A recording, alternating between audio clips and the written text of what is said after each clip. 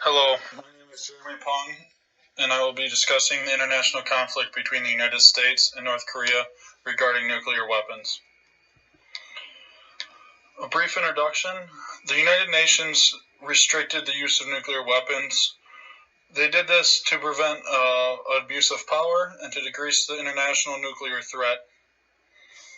North and South Korea have both agreed to denuclearize after the war, and both worked towards this denuclearization. South Korea actually did denuclearize, but North Korea did not. They continued to work on their nuclear program. This work on their nuclear program further damaged their relationship with South Korea and their other allies, including the United States. This is where the international conflict between the United States and North Korea began.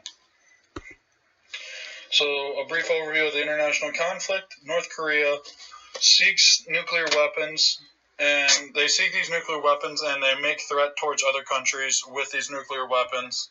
The United States responded to this by launching counterattack missiles to deter North Korea from furthering their nuclear weapons. President Trump used no diplomacy in this international conflict. Looking at the levels of analysis, the first one that sticks out is the individual level of analysis. When we look at North Korea, we look at the dictator, Kim Jong-un. As I just said, Kim Jong-un is the dictator of North Korea. We look at why he is the way that he is. Why is he ruthless? Why does he invoke fear and terror into his citizens? We can look at his father. His father was also a dictator. And from this, you can see that Kim Jong-un is power hungry, and he doesn't care how he gets his power.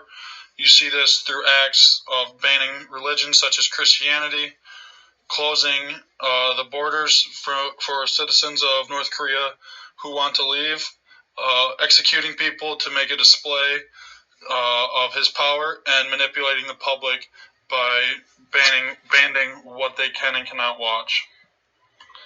Second level of analysis that can be used is at a domestic level. You can look at North Korea and the United States, and when you look at the United States, you see it as a democratic republic. It also abides by the UN's policies regarding nuclear weapons, and the United States has been around for a while and is respected among other countries and is viewed as a power country towards other countries. North Korea, on the other hand, is a communist dictatorship. North Korea totally disregards the UN's nuclear policies as they continued to develop nuclear weapons, and North Korea looks to power, and this is how they view that they will get respect in the world. Conflict of ideas. You look at North Korea, and they view that getting nuclear weapons is a way to gain international power. For North Korea, the ends always justify the means. They don't care how they get the power, they just want the power. They will prey on anti-communist countries. One of these countries that they prey on commonly is South Korea, and this is why the furthering conflict continues with the United States. The United States, on the other hand, has strong beliefs against nuclear weapons. They abide by the UN's policies of denuclearization. It already is a strong international power and is a human rights advocate internationally. The next conflict I want to look at is conflict of interest, is the economy. North Korea wants to take over the more industrialized South Korea to gain an economical advantage.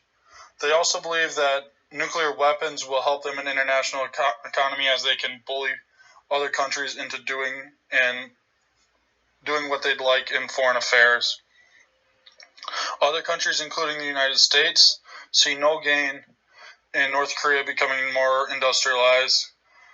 They view that North Korea having nuclear weapons creates bad international economy because it creates unstable markets as they try and bully people around. In conclusion, We can look at the levels of analysis and conflicts to look forward on this issue. First of all, when we look at levels of analysis, we look at the individual level. We look at Kim Jong-un and his dictator qualities and how he's ruthless and he invokes fear. At a domestic level, we can see how the United States and North Korea are very different, how the United States is already established and is already an international power, and North Korea is not, and they seek to become an international power. Conflicts that we can look at include conflicts of interest, including economy and conflict of ideals. So looking forward, we can see that these issues will still continue, but due to the levels of analysis and conflicts, we are able to better predict possible outcomes in the future.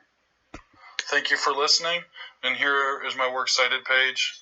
If you have any questions, feel free to comment below. Thank you.